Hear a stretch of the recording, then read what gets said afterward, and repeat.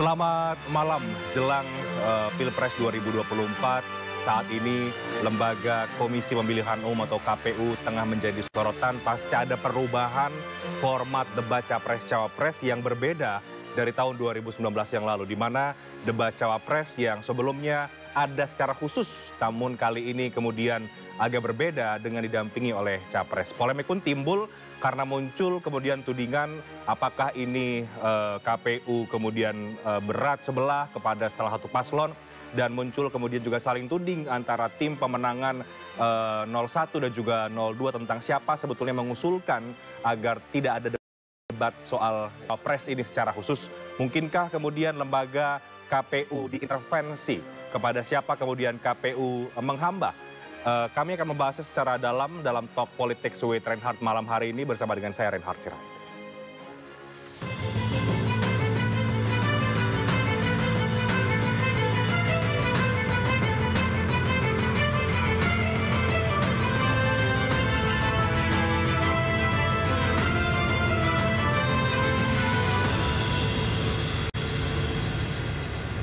Komisi Pemilihan Umum telah menetapkan jadwal dan tema debat Pilpres 2024, namun dalam debat yang digelar 5 kali itu tidak ada debat khusus para calon wakil presiden seperti yang tertulis pada pasal 50 ayat 1 Peraturan KPU nomor 15 tahun 2023. Komisi Pemilihan Umum telah menetapkan jadwal dan tema debat pemilihan presiden 2024.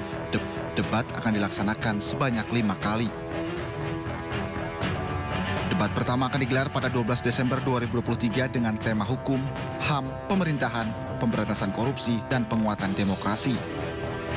Debat kedua akan diselenggarakan pada 22 Desember 2023 dengan mengambil tema pertahanan, keamanan, geopolitik, dan hubungan internasional.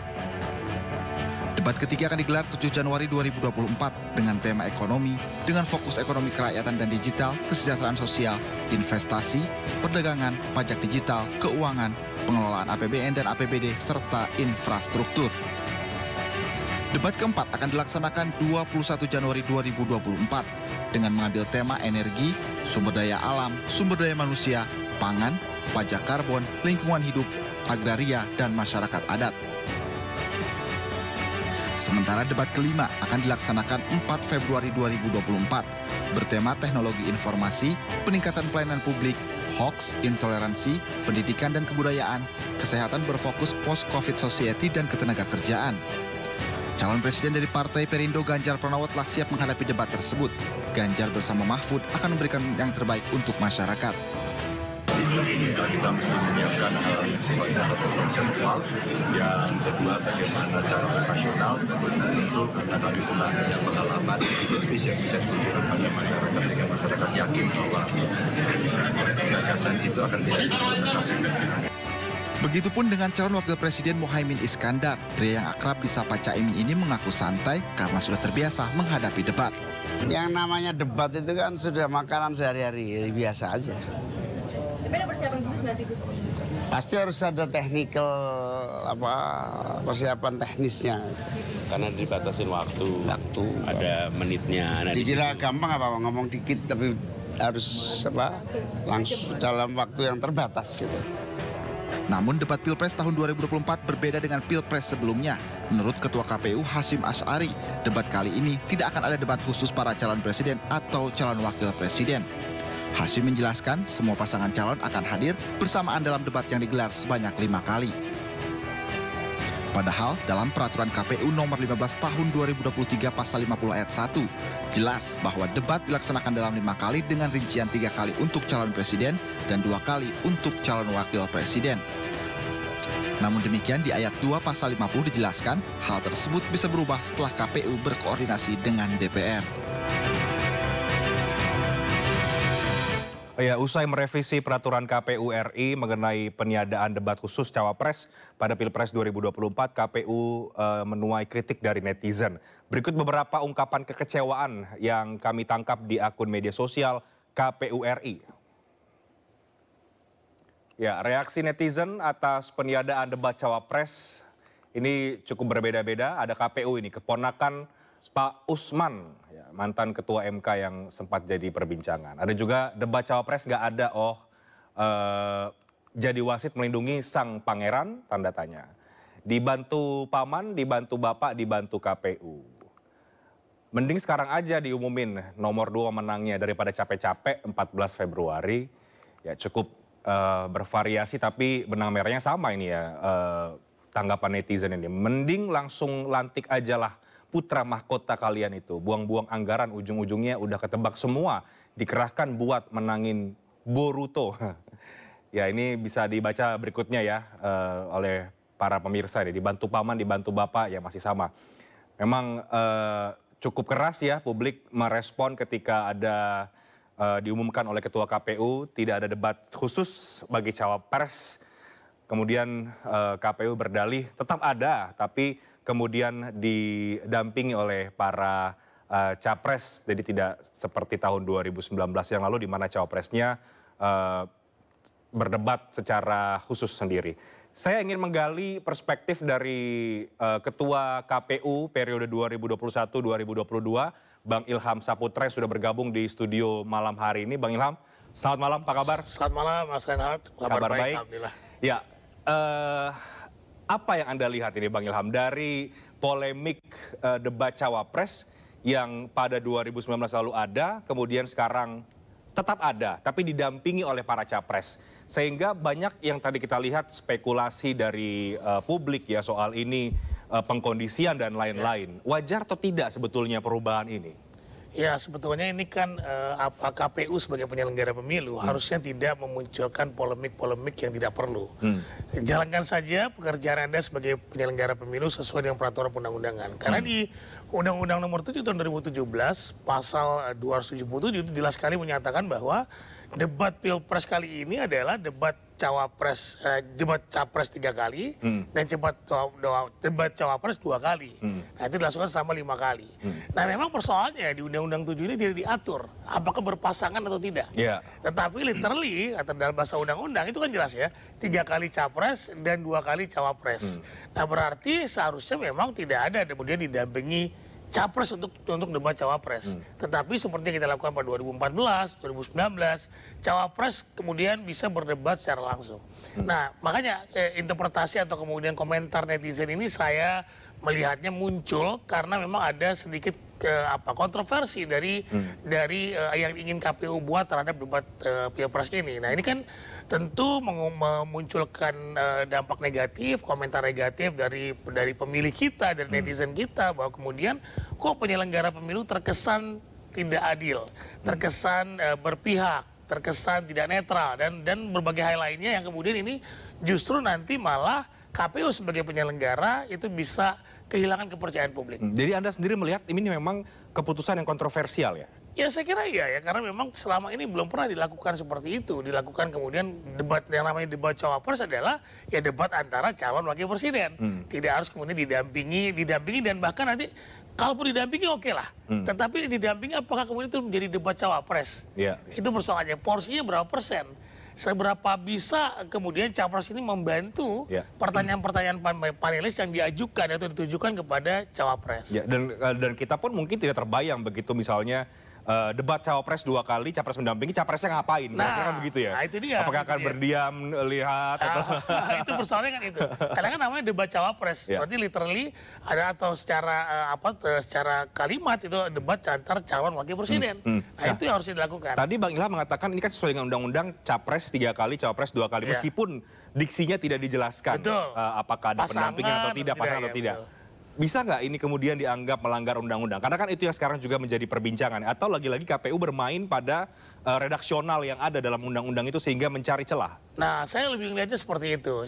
KPU ini saya tidak tahu apakah KPU ini kemudian mendapatkan tekanan politik atau apapun namanya. Karena memang sebagai penyelenggara pemilu, sebagai lembaga yang kemudian mengurusi politik dalam konteks ini adalah pemilu, ini memang tekanannya begitu besar. Dan bahkan kalau kita lihat dari sepak terjang KPU periode 2022 ini gitu ya, pertama ada persoalan verifikasi, ada persoalan 30% caleg perempuan yang sekarang MA sudah memutuskan untuk mereka memperbaiki agar di beberapa tempat caleg 30% perempuan itu terpenuhi gitu ya.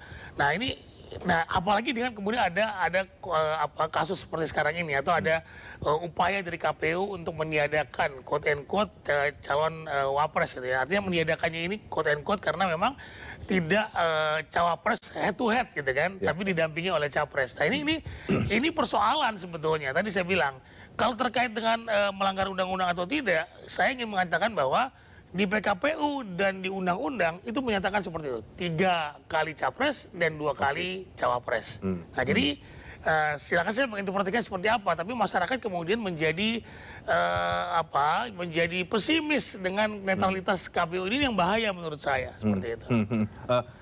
Ketika ini kemudian polemik ini sampai hari ini belum selesai, Bang Ilham. Banyak kemudian yang meminta ini bisa dikembalikan seperti 2019 atau diminta kemudian KPU berkonsultasi dulu dengan DPR dan lain sebagainya.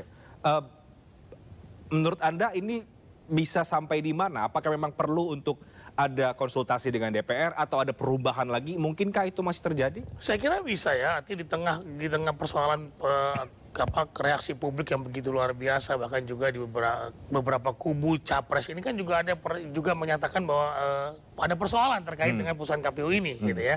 Nah, saya agak mengkhawatirkan kemudian apa-apa semua dikonsultasikan ke DPR.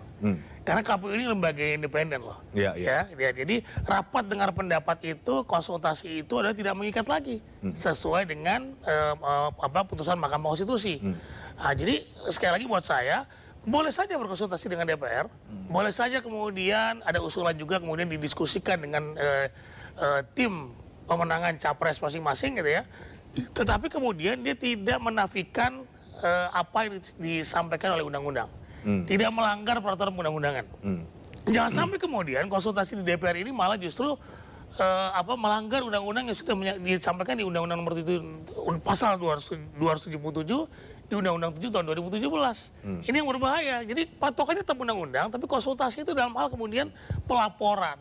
Ada usulan dari DPR, tentu nanti kita pertimbangkan terkait dengan soal-soal persoalan-persoalan teknis tentu saja. Tetapi substansi peraturan undang-undangan tidak boleh dilanggar. Nah, ketika ada keputusan ini dari KPU diumumkan oleh Ketua KPU Pak Hashim Asyari, saya yakin juga Anda menyimak ya bagaimana dinamikanya begitu. Sebagai orang yang pernah menjabat sebagai Ketua KPU, saat itu reaksi Anda seperti apa sih Bang Ilham? Anda bingungkah, kagetkah atau ya saya bingung ya, saya bingung kok bisa kemudian berkomentar seperti itu yang menyatakan bahwa ini adalah bagian dari upaya untuk masyarakat tahu bahwa ini kan capres ini adalah tim bisa bekerja dengan kompak gitu ya. Saya kira itu naif lah, artinya ketika capres penunjuk atau kemudian ketika mereka berkolaborasi menjadi capres dan cawapres, saya kira itu udah kompak, menyusun visi dan misi dan sebagainya. Ini kan bukan persoalan kompak atau tidak kompak, tapi persoalannya adalah kemudian dia paham nggak kemudian dengan visi misi yang dia buat, apa yang kemudian dia bisa masukkan atau kemudian lakukan di ranah praktis, gitu ya. Dia mau buat apa sih sebenarnya? Ini jangan-jangan kemudian dengan putusan ini orang menginterpretasi bahwa cawapres ini cuma tempelan. Wapres tadi, padahal wapres itu adalah memegang peranan penting ketika presiden berhalangan tetap, ketika presiden berhalangan, ketika presiden sedang di luar negeri, kan yang kemudian menggantikan peran presiden atau kemudian kerja-kerja presiden adalah wakil presiden, kan seperti itu. Tidak hanya tempelan, tidak hanya kemudian mengatakan yes no saja, tetapi tentu juga harus punya paham terhadap bagaimana kebijakan-kebijakan yang nanti akan dibuat.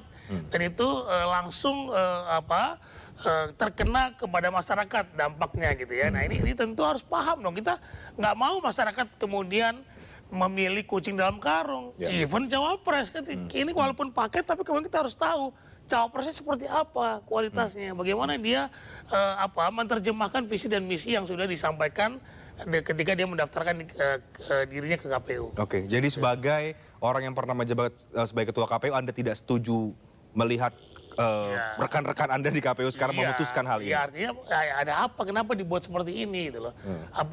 Kemarin saya sempat diskusi di salah satu TV dengan anggota KPU Pak Idam Khalid, dia mengatakan bahwa ada yang salah dengan yang dilakukan oleh periode kami gitu ya. Yang sekarang ini kami meluruskan. Maksudnya saya tidak tahu sampai sekarang apa yang salah dengan itu gitu ya. Tetapi dibilang ini maksudnya periode Anda berarti ya? Iya, periode kami atau kemudian periode 2014 sebelumnya gitu ya.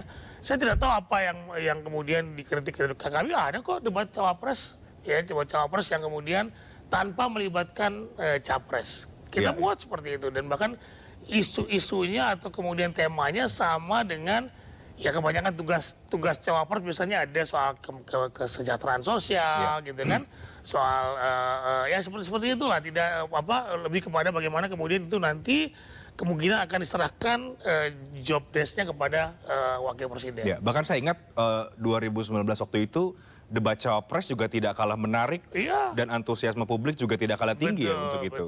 Betul. Jadi itu kira-kira mengurangi yang namanya pesta demokrasi gitu, substansi dari pesta demokrasi. Cawapres ini juga ya walaupun mereka satu pasangan, tapi kan dia juga calon atau kontestan peserta pemilu, gitu kan? Harusnya dia juga diberikan kesempatan untuk mengeksplor dirinya as calon wakil presiden, bahwa saya adalah orang yang mampu yang nanti akan mendampingi presiden. Oke. Seperti itu. Sekarang Bang Ilham, muncul kemudian counter narasi ya dari paslon 02 karena kemudian ini diasosiasikan untuk kepentingan cawapres Gibran Rakabuming Raka begitu.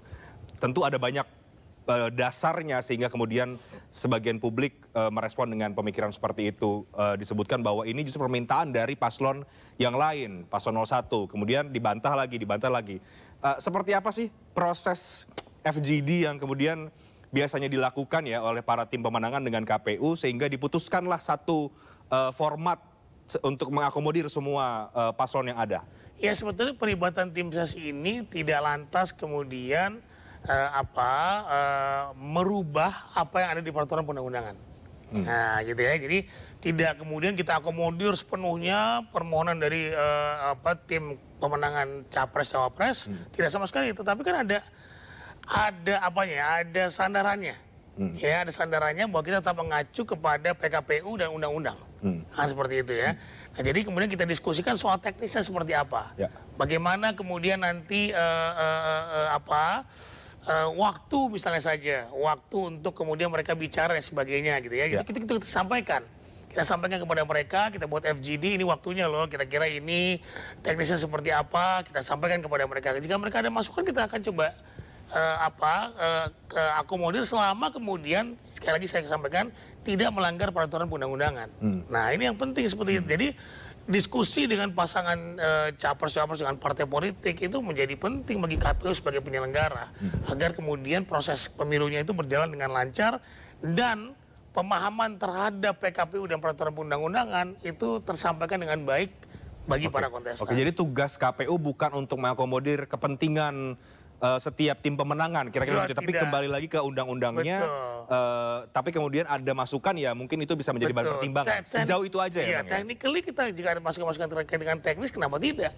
Selama kemudian tidak melanggar peraturan KPU dan undang-undang. Oke, Bang Ilham, mungkinkah kemudian KPU diintervensi oleh kepentingan politik dan dipertanyakan kepada siapa kemudian netralitas KPU ini bisa dipertanggungjawabkan? Tapi dijawabkan nanti Bang Ilham, kita break dulu. Kami segera kembali sesaat lagi.